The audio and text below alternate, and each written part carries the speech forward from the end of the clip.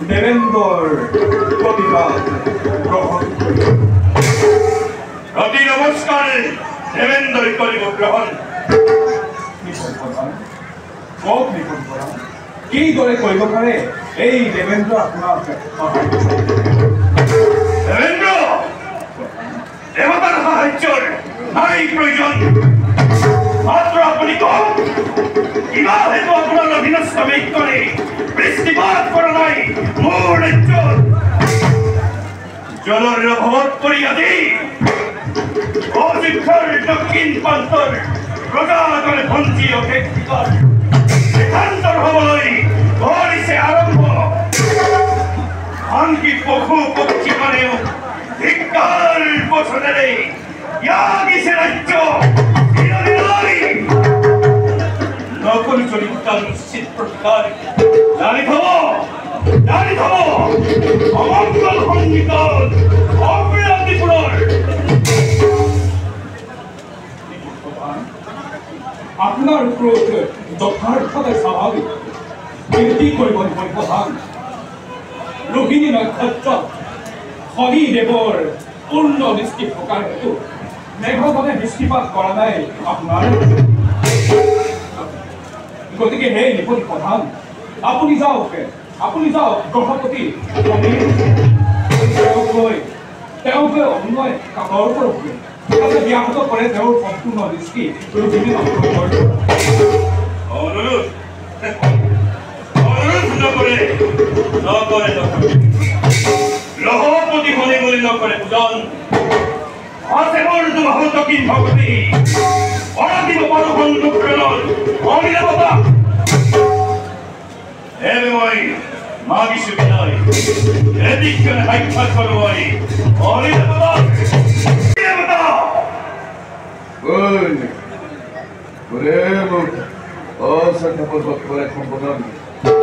অসকৈ শ্ৰদ্ধাৰ পাত্ৰ হোৱাহেঁতেন তুমি নিশ্চয় পালাহেঁতেন দশৰথৰ পৰা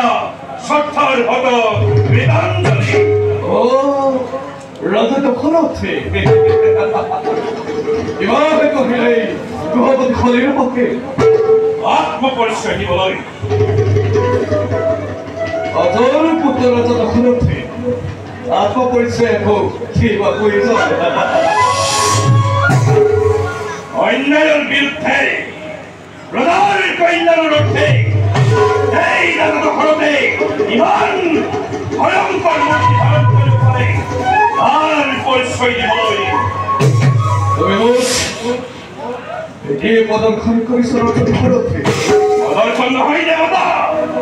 প্ৰমাণ দিবলৈ মাত্ৰ কোৱা ৰোহিণীত তোমাৰ পূৰ্ণ দৃষ্টি ব্যাহত হ'ব কেতিয়া এয়া গ্ৰহপতিৰ নিশ্চিত আৰু সামান্য মনুষ্যৰে প্ৰদৰ্শনতে গ্ৰহপতি শনি নহয় বিচলিত লক্ষ্যৰ পৰা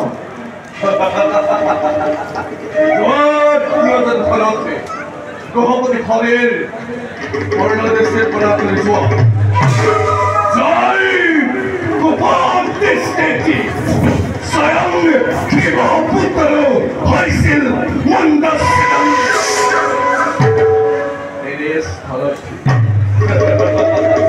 সামান্য মনুষ্য হৈ তুমি এবাৰ অহংকাৰ যদ্যপি নাপাওঁ মোৰ প্ৰশ্নৰ সঠিক সমাধান প্ৰত্যাৱৰ্তন অসম্ভৱ মোৰ বেশ ৰাজা দশৰথে এই অনিল পূৰ্ণদৃষ্টি জলে পুৰী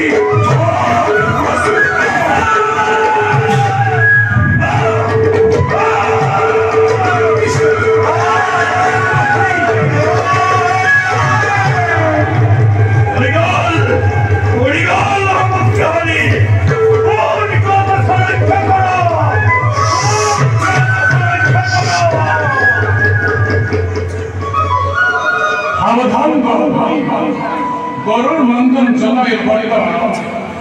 অন্যায় কৰাটো নোৱাৰো কৰিব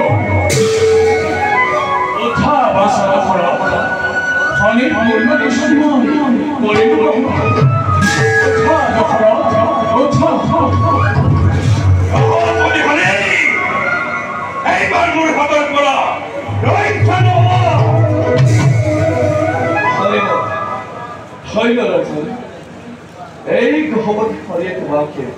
কৰিলে পৰীক্ষা তাৰ পূৰ্ণদৃষ্টিতে এই বিশ্ব ব্ৰহ্মাণ্ডতে হয় তাহৰ সৃষ্টি তেনেহেন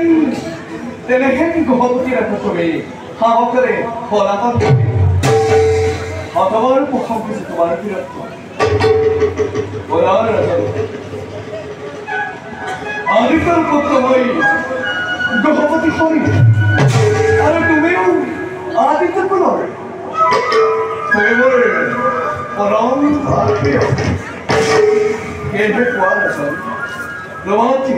কি বোৰৰ হৈছে ৰবদি মোৰ কন্যাবৰ নাই প্ৰয়োজন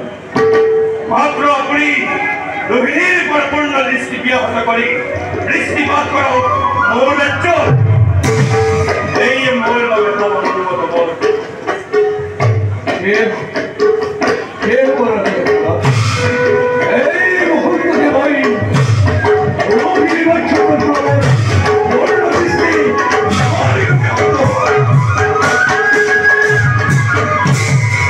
আজিৰ পৰা তোমাৰ ৰাজ্যত মুখৰ ফালে ময়ো যাওঁ বেছ কৰ্তব্যটি হ'ব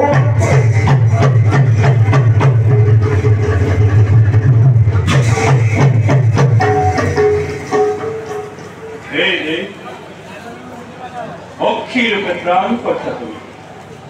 দয়া কৰি ৰাখিলা আমাৰ জীৱন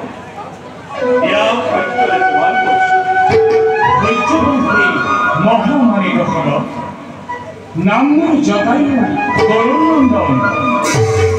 জ্যেষ্ঠ ভাই সম্পাতি ৰজা দৃষ্টি চিন্তি পালি আছে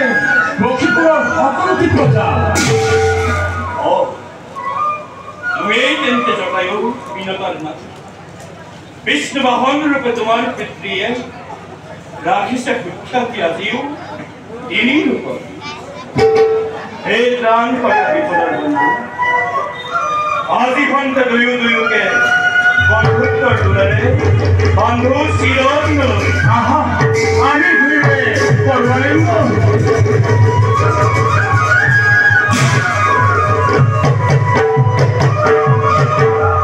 বলা বন্ধু